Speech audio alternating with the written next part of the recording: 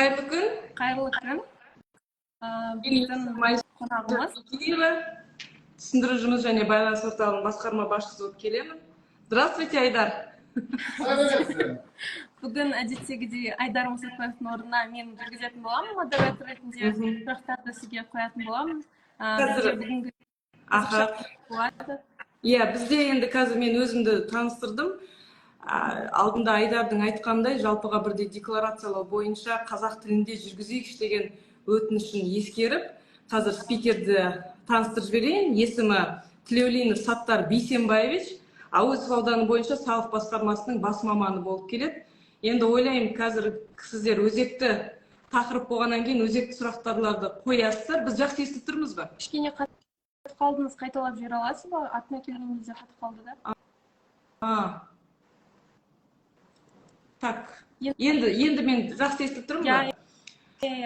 Жаңа айтқандай, жалпыға бірдей декларациялау қазір өте сондай өзекті тақырыптың бірі болғандықтан, бізде мысалы мемлекеттік кірістер Алматы қаласы бойынша департаментінің атынан осы жалпыға бірдей декларациялау туралы енді орыс тілінде де жүргізді, қазақ тілінде де жүргіземіз.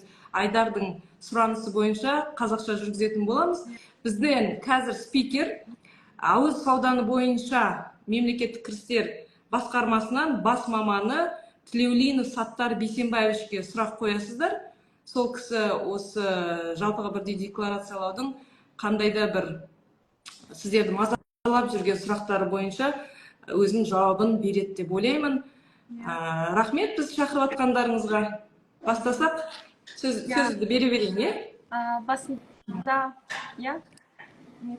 Саламатсыздар, қайырлы күн. Менің есімім Сымбат болады. Сіз біздің эфирге қосылғаныңызға рахмет.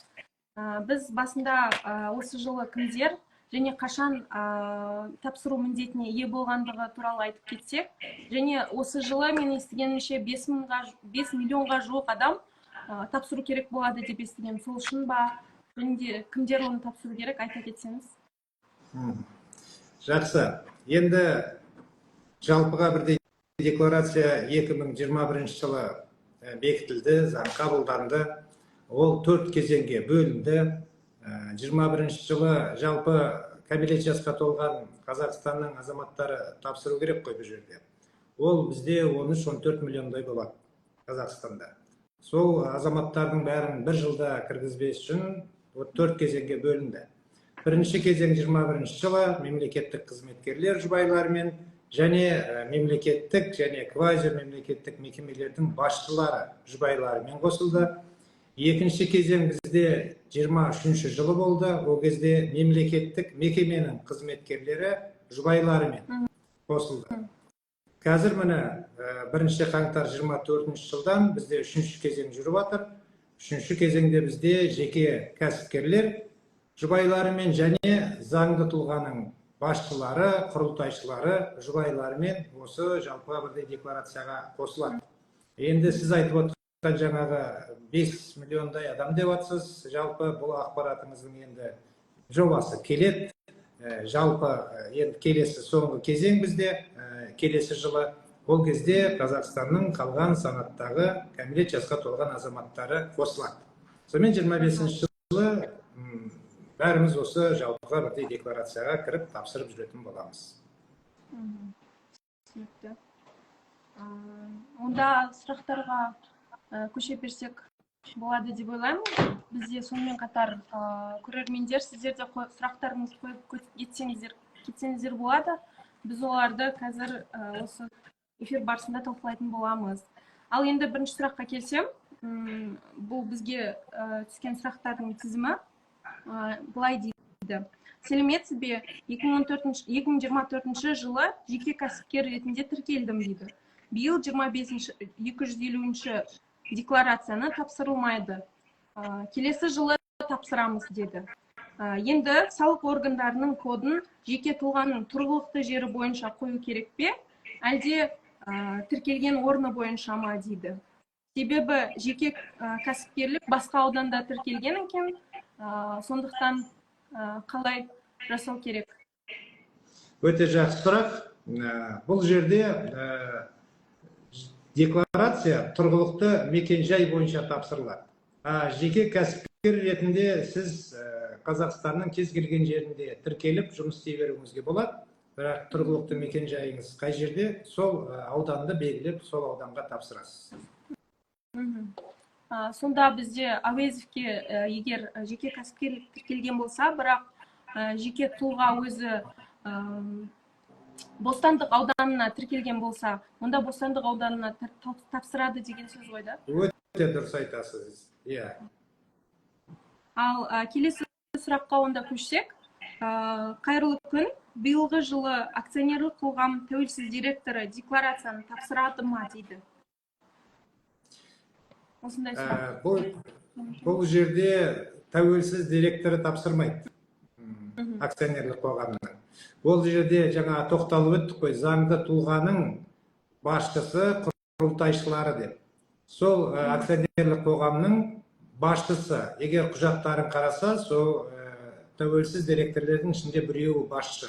Сол кісі тапсырады, ал қалған азаматтар, олар келесі жылы қосылатын болады. Бірақ бұл жерде бір нәрсеге көңіл беру керек. Қазір міне байқаймыз, кісілер, мен жаңағы осы акционерлік қоғамның тәуелсіз директорымын дейді. Сонымен қатар ол кісі басқа жерде де сол заңды тұлғаның құрылтайшысы, басшысы болуы мүмкін, немесе ол кісінің жұбайы жеке кәсіпкер болуы мүмкін. Тек бір жағынан қарамау керек. Бұл жерде ерлі-зайыптылар бірге жүреді.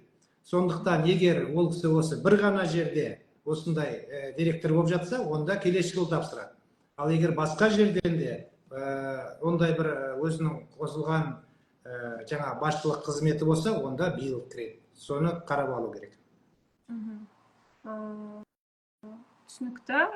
Онда келесі сұраққа көшсек, сәлеметсіз бе дейді.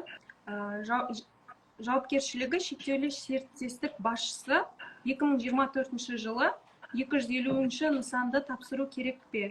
Егер ол оны осыған дейін мемлекеттік қызметшінің күйеуі ретінде тапсырған болса, және қазірдің өзінде 270 формасын ұсынған.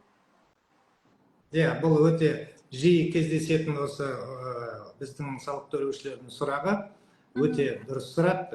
Себебі қараңыздар, 250-ші активтер мен міндеттемелер жайлы декларация, бұл кіру декларациясы.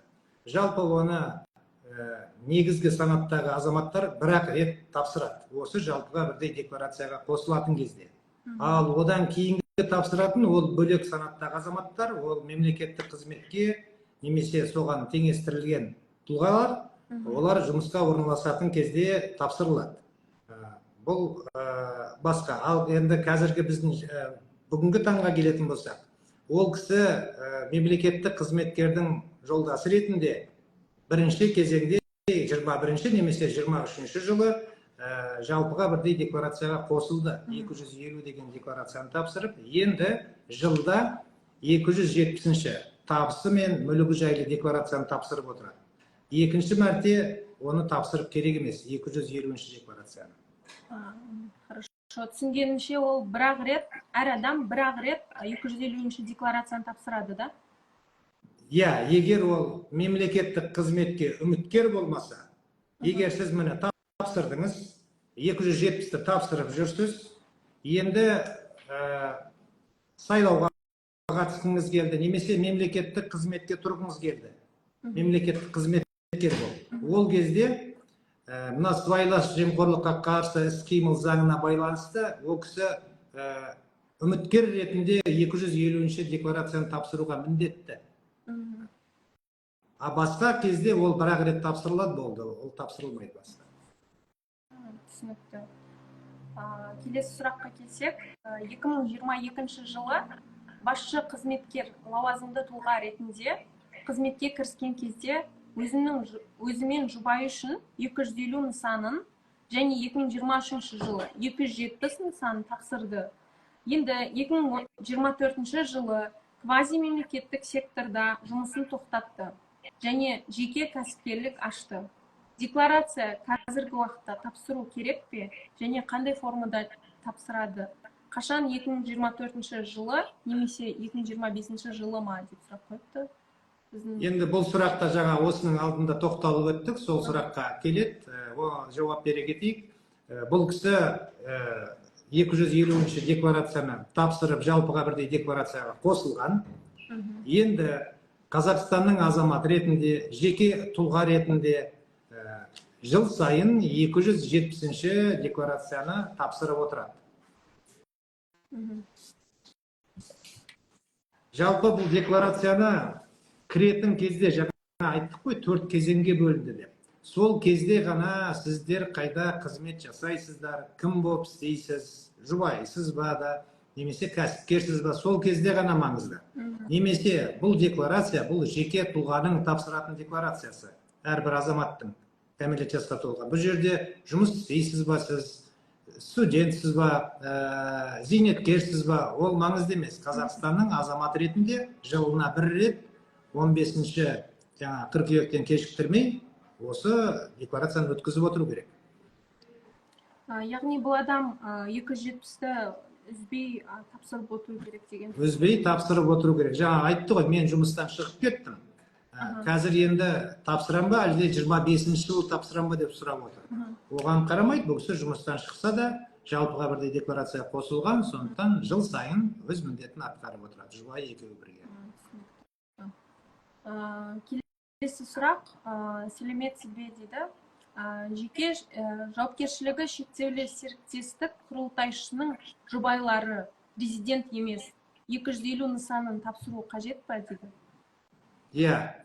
Қажет, өйткені биыл жеке кәсіпкерлер жұбайларымен және заңды тұлғаның басшысы, құрылтайшысы жұбайларымен осы жалпыға бірдей декларацияға қосылады. Ол резидент еместігіне бөлінбейді, да? Бөлінбейді. Келесі сұрақ, 2024 жылы жалпыға бірдей декларациялануға мынадай санаттар жатады. Құрылтайшылар мен басшылары және олардың жұбайлары резидент немесе резидент емес, немесе Қазақстан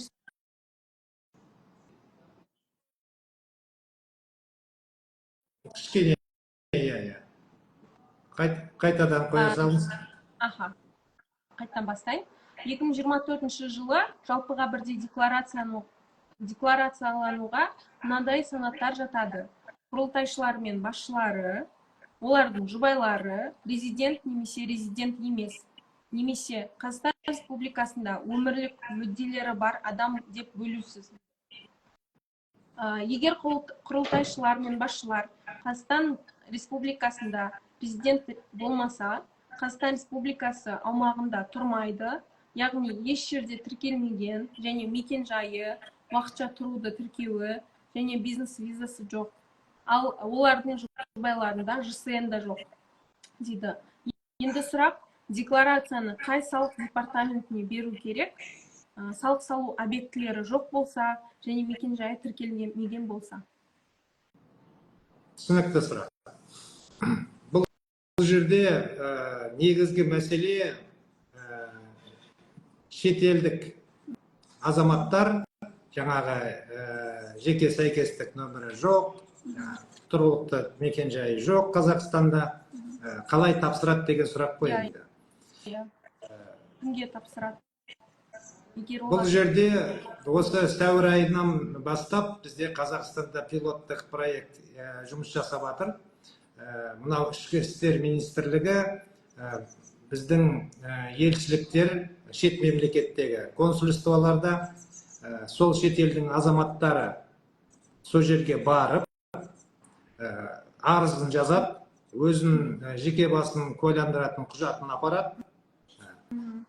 Сол кезде бір күннің ішінде оларға жаңағы жеке сәйкестік номерін береді. Соны алғаннан кейін ары қарай олар өз міндеттерін орындауға болады. Енді екінші мәселе, олар жерге тіркелмеген деп жатыр. Мынау іс жүзінде біз байқаймыз, бізде ішкі істер министрлігі, көші-қон полициясы Есіл ауданы Астанада. Сондықтан сол Астананың Есіл ауданы деп өткізе берулеріне болады. сонда тағы енді кішкене осы жерде бір ақпарат бар. Бұл бүгінгі күн жағдай бойынша. Әзірге мынау өзгерістер енуін күтудеміз. Егер бұл ұсынылған ұсыныстар қабылданса, онда шет елдің, жаңа айтып отырсыз, жұбайы, оның жеке сәйкестік нөмірі де жоқ, Қазақстанда еш мүлкі жоқ, үлесі жоқ, табысы жоқ деп. Ондай азаматтарды осы декларация тапсырудан босатуы да мүмкін. Ол енді алда күтілуде. Бүгінгі күнге бірақ тапсырылу керек. Мен түсінгенімше 15-ші қыркүйекке дейін егер бұл өзгерістер енгізілуі мүмкін бе? Енді мен оны айта алмаймын. Бұл қазіргі маған соңғы түскен ақпарат бойынша Сенатта қаралып жатыр. Бірақ бұл егер қабылданса, бұл ретроспективті. Бұл 1 қаңтар 24 жылдан бастап жұмыс істейтін болады. Егер сіз айтқандай 15-ші қыркүйекке дейін қабылданса, онда ал енді кешікпеу керек қой. Бізде екінші мәселе бар ғой. Уақытысында тапсыруымыз керек. Сондықтан әзірге жаңағы өзіміздің жеке сәйкестік нөмірімізді алып, уақытылы осы міндетімізді атқаруымыз керек. Түсінгенімше, қорытындылай келсек, егер ЖСН жоқ болған жағдайда ол консульствоға барады, сол мемлекеттің, Қазақстан Республикасының консульствосына. Сонда ЖСН-ді алады, жұбайлары. Сонымен барып Есіл ауданына тапсырады, иә? Сол ауданды таңдап өткізсе болады. Өзі таңдайды, да? Енді сіз электронды түрде енді ол тапсыру үшін Қазақстанға келмейді ғой. Ол ЖСН алғасын, ол жерден ол кілт алады өзіне. Сол мен біздің ЕГОП порталы арқылы ол кісі электронды түрде өткізе алады. Ол қай жерге өткізгеніне қарамастан оған ешқандай қателік болмайды, да? Мен сіздерге енді сіз айтып кеттіңіз, бұл азаматта еш жерде тіркелмеген, уақытша тіркеу жоқ деп. Содан кейін жаңағы ауданды сол жаққа өткізсін дедім. Екінші тағы мәселе бар. Бұл декларацияны тек электронды түрде ғана тапсырмайды ғой. Бұл декларацияны қағаз жүзінде де тапсыруға болады. Сол үлгісін шығарып алып, соны толтырып, соны мынау почта арқылы жіберіп, сол ауданға. Сол арқылы да өз міндетті. Бірақ бәрібір ол ең негізгі нәрсе жеке сәйкестік нөмірін алу керек. Содан кейін ғана барып ол кісі бұны қағаз жүзінде де жібере алады. Түсінікті, рахмет. Келесі сұрақ. Қолданыстағы бизнесті 250-ші декларациясына енгізу қажет па? Қазақстандағы қолданыстағы бизнесті енгізіп керек емес. Бұл жерде көрсетілген, сізде шет Қазақстан Республикасынан тыс жерде, яғни шет мемлекетте заңды тұлғаларда бизнесте үлесіңіз бар ма деген бөлім бар.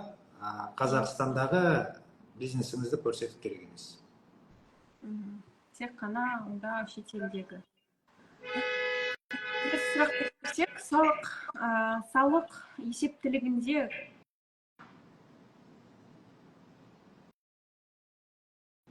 кішкене тоқтап қалды ғой. Қайтадан қойып жіберіңіз.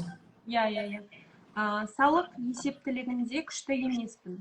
Сондықтан менде келесідей сұрақ бар. Егер пәтер мен көлік болса, неге оларды осы декларацияда көрсету қажет? Егер салық олар туралы жыл сайынғы салық салу арқылы білсе, неге көрсету керек? Бәрі бұдан әрі 207-ші декларация туралы. Бірінші осы декларация жөнінде жауап берсеңіз, ары қарай мен сұрақты жалғастырайын. Жақсы, бұл жерде егер бұл кісі 250-ші декларация жайлы сұрап жатса, ол жерде Қазақстандағы атына тіркелінген жылжитын, жылжымайтын мүлікті көрсетіп керек емес. Тек шет мемлекеттегі жылжитын, жылжымайтын мүліктерін, банктегі есеп шоттарын көрсетеді. онда келесі сұрақ 207-ші декларация туралы екен, бір адамнан түскен. 207-ші декларацияға менде жалақыдан басқа ештеңе жоқ дейді. Қалай болу керек? Нөлмен тапсыру қажет па? Екінші сұрақ, егер мен мысалы жалақыдан демалуға жиналсам, маған сұрақтар туындайды ма? Мысалы жалақыдан қалай жинадың, қалай ұшып кеттің деген дейді. Жоқ, бұл азамат уайымдамасын, жалақысына демалуға бара берсін. Енді 270-ші декларация табыс пен мүлік жайлы. Бұл декларацияда бізде өзгерістер енгізілген, бірақ енді электронды түрде әлі шыға қойған жоқ, қолданысқа жақын арада күтіп отырмыз. Ал өзгерістер осы 1-ші қаңтар 24-ші жылдан бері үлгіні толтырған кезде енді бұрынғы түрі тұр, ескісі, жалпы жаңа түрде толтыра сонымен толтыруға болады. Ол жерде сіз салығы ұсталынған табыстарыңызды көрсетпеуіңізге болады. Яғни жалақыңызды. Ол жерде сіздің жұмыс орныңыз сізден салықтарыңызды ұстап, жалақыңызды берді. Оны көрсетпейсіз. Ал егер салығы ұсталынбаған табыс көздері болып жатса, онда оны көрсетіп, ол табыстан сіз өзіңіздің салығыңызды төлеп отырасыз. Онда ол қалай 207-ші декларацияны қалай тапсыру керек? Нөлмен тапсырады ма деп сұрап жатыр екен. Енді нөл деп айтамыз. Жалпы егер сізде жаңағындай салығы ұсталынбаған табыс жоқ болса, 0, минус, жоқ деп жазып керек емес. Мүлдем ештеңе жазбаңыз. Ол жерге ақпарат бар болса ғана жазасыз. Сіз егер ақпарат жазбасаңыз, оны біз 0 деп түсінеміз, жоқ деп түсінеміз. Бірақ жіберу қажет, иә? Жіберу міндетті түрде. Өйткені біліп отырсыздар ғой, жалпыға бірдей декларация, әрбір азамат тапсыруға міндетті. Ол азаматтардың біреуінде ондай табыс бар, біреуінде жоқ. Бұл форма үлгі біреу ғой. Сондықтан оны сіз ондай ақпарат бар болса ғана жазып толтырасыз, жоқ болса оны ештеңе жазбай, бірақ тапсырып отыруыңыз керек уақытысында. Құрметті көрермендер, сіздер де сұрақтарыңызды қойсаңыздар болады. Біз қазір сұрақтарды бітіргеннен кейін Instagram желісіндегі түскен сұрақтарға жауап береміз. Сондықтан қысылмаңыздар, барлық сұрақтарыңызды қойсаңыздар, жазып кетсеңіздер болады. Келесі сұраққа келсек, егер адам Қазақстан Республикасының азаматы болып табылса, бірақ шетелде тұрса, ол өзінің жалақысын, пәтер мен көлігін шетелде және Қазақстанда қалай көрсету керек? Мұндай нысандар бойынша бағалау жүргізу қажет пе? Содан кейін ол қымбатырақ сатысы. Енді бұл азамат Қазақстанның азаматы, менің түсінгенім, бірақ шет мемлекетте жұмыс жасайды, сояқтан жылжитын, жылжымайтын мүлік алған, сол жайлы ақпаратты қалай көрсетемін деп отыр ғой. Оны 250-ші декларацияда Қазақстаннан тыс жердегі мүліктері жайлы ақпаратты береді. Жылжымайтын мүлік, үйім бар, жылжитын көлігім бар, сол ақпараттарды көрсетеді. Енді 250-ші декларацияда ол жерде табыс деген бөлім жоқ. Тек қана егер ол шет мемлекетте банктерден шот ашып жатса атына өзінің, ол жердегі соманың жалпы жиынтығы 1000 айлық көрсеткіштен асып жатса, 3,5 миллион теңгеден, сол кезде ол жайлы ол кісі ақпарат береді. Түсінгенімше, банктық шөттер 1000 айлыққа жетпеген болса, оларды енгізу... Декларацияда, егер сізде бір ғана шөт болуы мүмкін ғой, бірнеше шөт болуы мүмкін. Әртүрлі елде содағы ақшаның жиынтығы 31-ші желтоқсан 23-ші жылғы жағдай бойынша 1000 айлық көрсеткіштен асып жатса, онда сіз ол ақпаратты бересіз. Менде осындай елде, мынандай банкте, осындай валютада, осындай шөт бар деп, ақша бар деп. Бұл жерде тағы сұрақ, бұл басқа шетел мемлекетінде жұмыс істейді екен. Яғни сол жерде салық ұсталады ма, және осы Қазақстан мемлекетінде екі салық жүйесі болып кетпейді ма? Ол 250-ші декларацияға бұның қатысы жоқ. Егер жалпы бұл кісі қосылған болса, келесі жылы 270-ші декларация тапсыратын кезде, ол жұмыс істейтін жерінде салық ұсталынып жатса, сол жұмыс орны ол кісіге ақпарат береді. Міне, сіз осынша табыс таптыңыз бір жылдың ішінде, одан осынша салық ұсталынды деп. Біз өз саламыздан ол кісіні сұрақ қойғанда тексеріп, кадрлық етіп, ол кезде ол кісі құжаттарын көрсетеді, міне мен табыс таптым ол жақтан, мынандай салық ол жерде ұсталынды деп. Ол сонда ешқандай бұл жерде салық төленбейді. А егер ол жақта салық ұсталынбаған болса, осы мемлекетке салығын төлейді. Осы менде тағы сұрақ туындады. Пәтер мен көлігін оценка бағалау жасату қажет пе? Жоқ, бұл жерде қараңыз. Жалпы қандай затты бағалайды? Бағалайтын бір құнды зат дейді. Ол уәкілетті мекемелерде тіркелінбеген. Яғни ол көлік, пәтер, ол тіркелінеді. Сол әр елдің өзінің мемлекеттік мекемелерінде. Ол басқа құнды заттары болып жатса, өзінің, соны бағалауына болады өз еркімен. А көлігін, пәтерін бағалап керек емес. Ол өйткені ол жайлы ақпаратты бөлек көрсетіп отыр декларацияда. Менде көлік бар, менде пәтер бар мына мемлекетте деп. Оны тағы бір бөлімде бағасын шығарып, оның құны мынанша деп көрсетіп керек емес.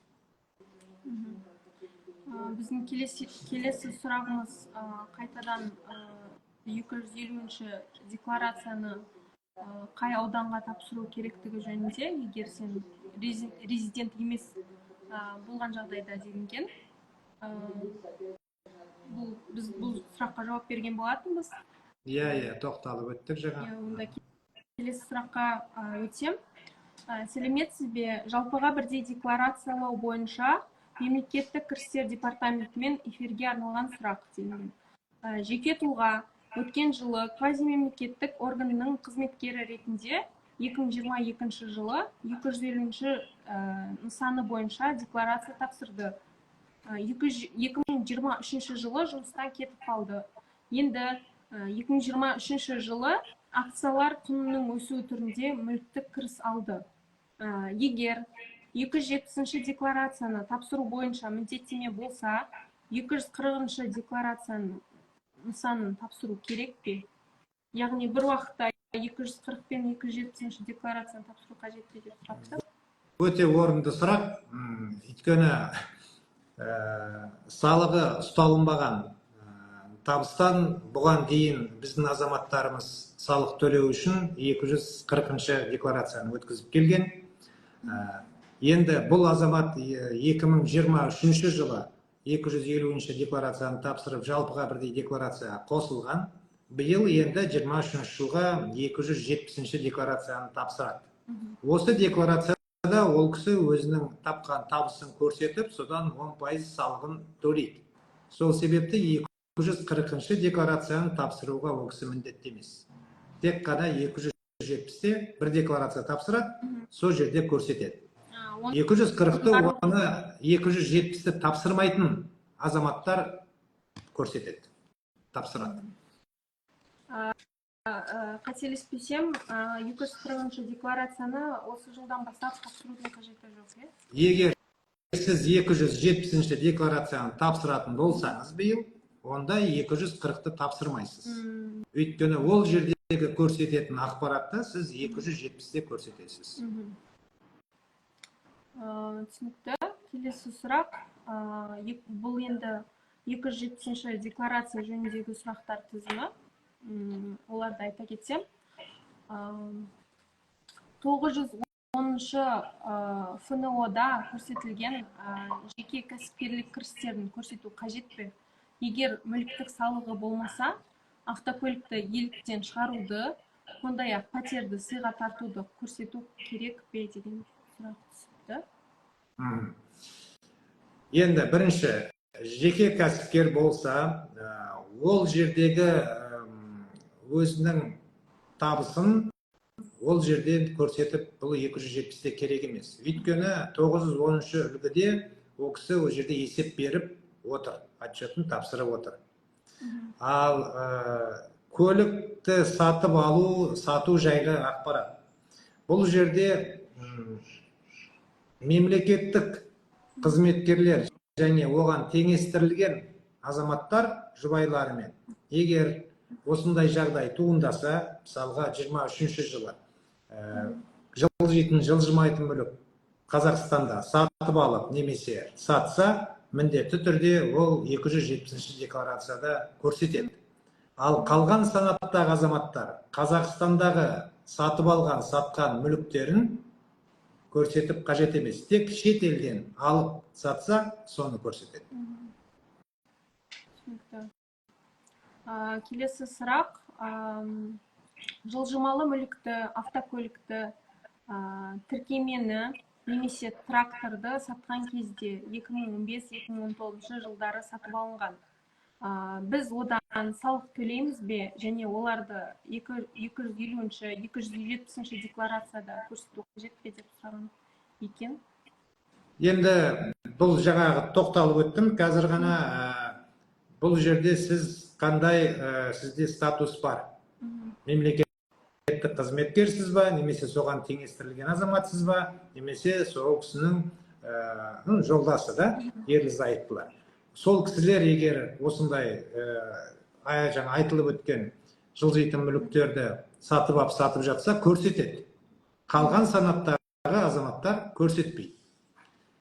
Ол үстінен өсім пайызы жоқ болса, ол 1 жылдан асқан тіркелгеніне, ол жерде ешқандай салық ұсталынбайды. Бұл 1 жылдың ішінде сіз сатып алып сатып жатсаңыз, одан үстінен өсім пайызын көріп жатсаңыз, сол кезде одан салық сіз төлеу міндеті пайда болады.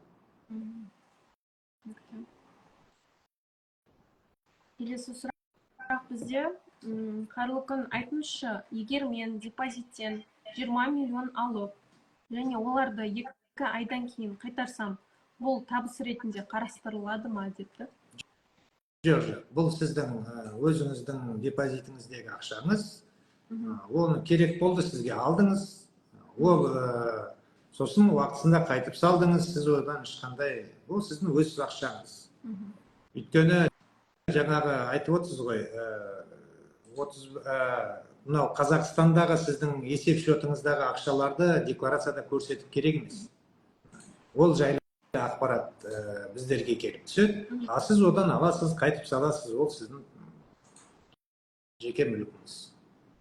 Келесі сұрақ бізде, 270-ші нысан әлі жаңартылмағандықтан, ескі 270-ші нысанда кірістерді көрсетпеуге, осы бағындарды өткізіп жіберуге болады ма?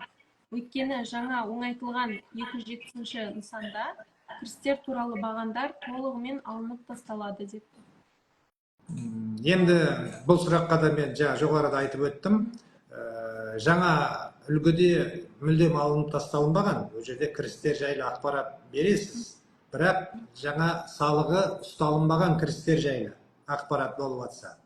А қазіргі біздің толтырып жатқан үлгіде, бұл жерде сіз тапқан табысыңыз жайлы ақпарат бер деп тұр, бірақ оны жазбасаңыз да болады. Егер жазып қойсаңыз, көрсетіп, ол қатеге жатпайды.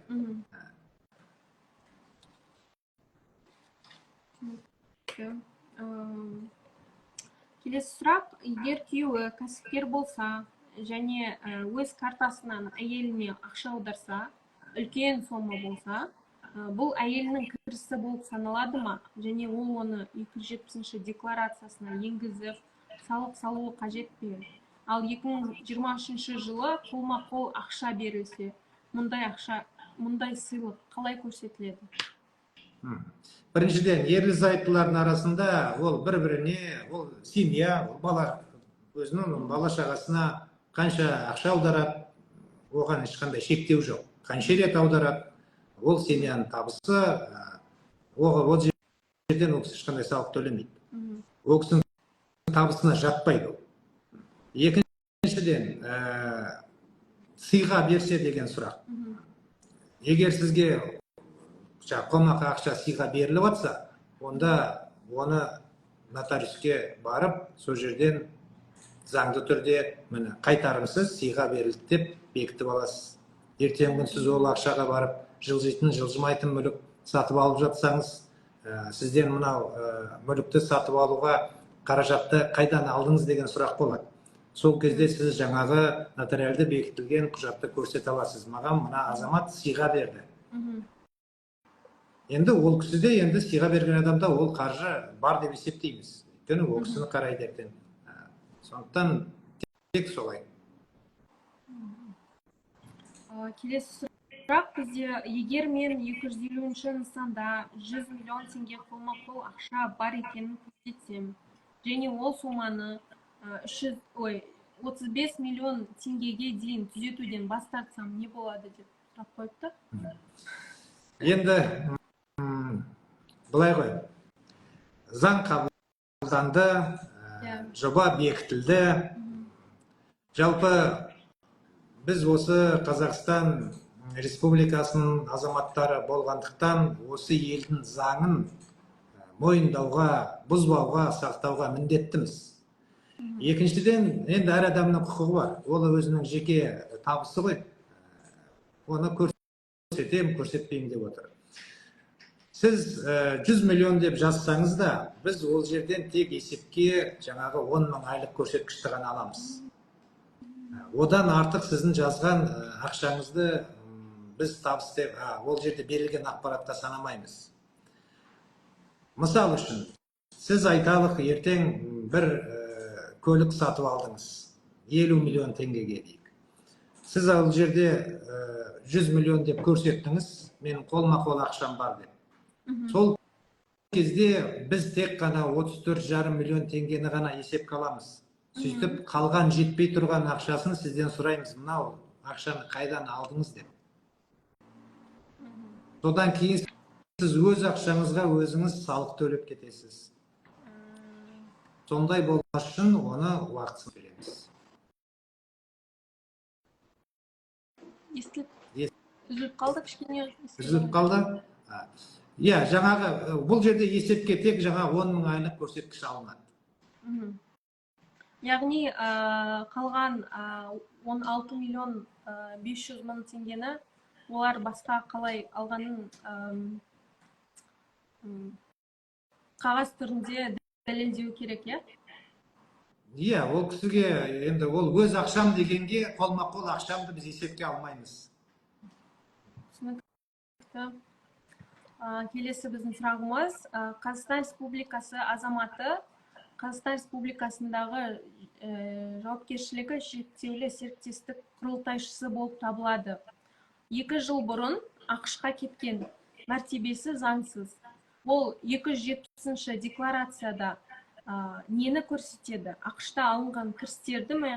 Және оларға салық саламыз ба? Ал егер салықтар ақш-та ұсталған болса, қалай жасаймыз деп сұрақ қойыпты? Иә, бұл сұраққа да алдында біз жауап беріп кеттік. 270-ші декларацияда міндетті түрде ол кісі өзінің табыстарын көрсетеді.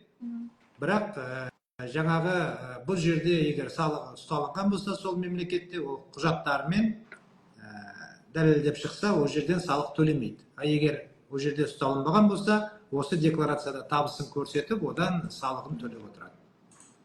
Оған қандай құжаттар жататын айтып бере аласыз ба? Осы жұмыс орны ол бір жылдық өзінің есептігін береді. Сол жерде бұл кісі қанша табыс тапты, одан қанша салық ұсталынды, бәрі көрсетіліп тұрады. Анықтама дейміз ғой, енді сол анықтамасын береді. Мендегі сұрақтар тізімі бітті. Енді Instagram желісіндегі қойылған сұрақтарға келсек, басынан бастаймын.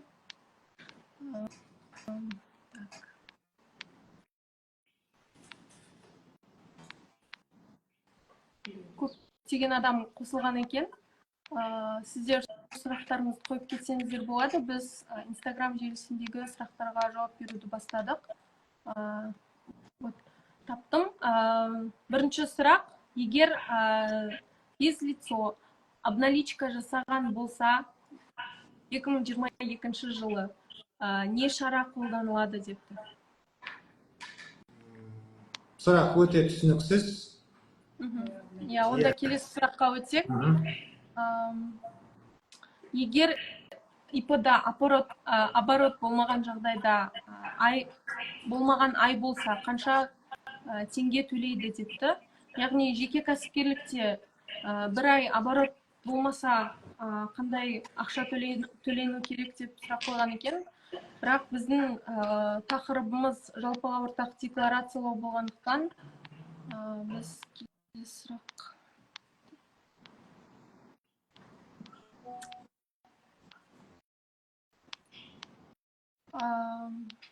Келесі сұрақ бізде рахмет, ДГД керемет, мемлекеттік тілде жақсы сөйлейді депті. Рахмет. Келесі сұрағымыз. Здравствуйте, подскажите, если у компании есть генеральный исполняющий директор, оба директора сдают 250-ю форму. Қазақша аударып кетсем, бізде жауапкершілігі шектеулі серіктестіктің бас директоры және бас директордың орынбасары лауазымдағы директор бар, және осы жылы 250-ші декларацияны қалай тапсыратындығы жөнінде сұраған екен. Екеуі де тапсырады ма?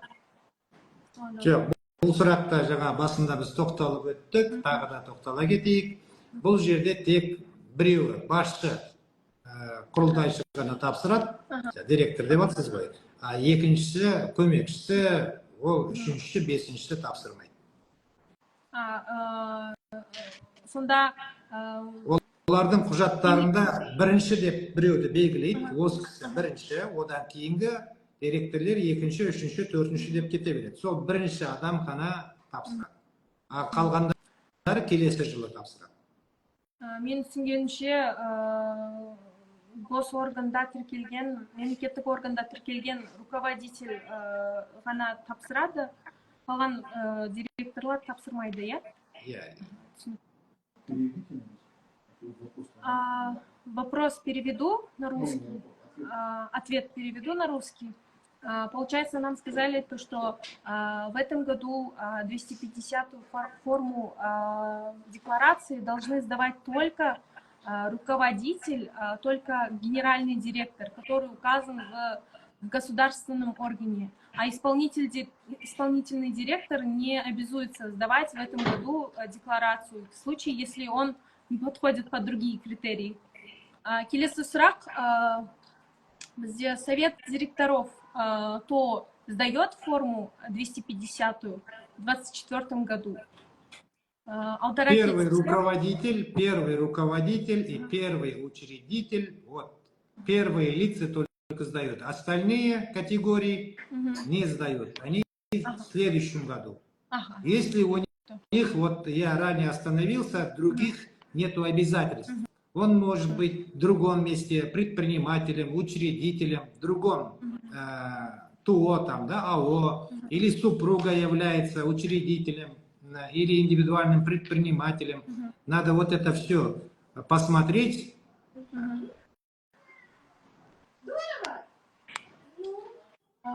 Келесі бізде сұрақтарымыз таусылды. Егер де құрметті көрермендер, сіздердің сұрақтарыңыз болса, қойып кетсеңіздер болады.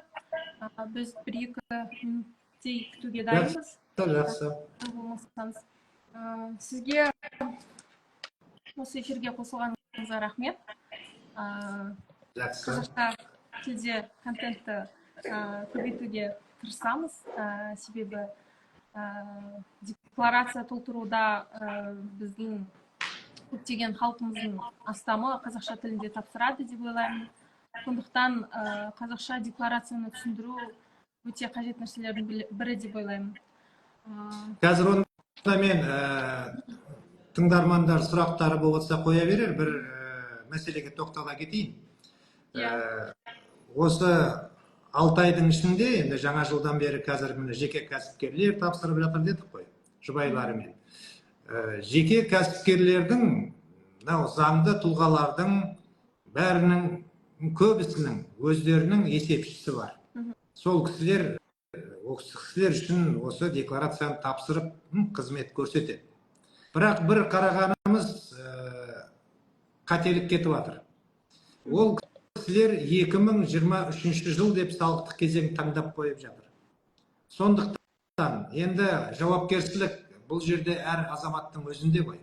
Осы сіздерге айтатынымыз, бір өзіңіздің декларацияңызды көмекшіңіз орындаса да ашып қарап тексеріп алыңыз.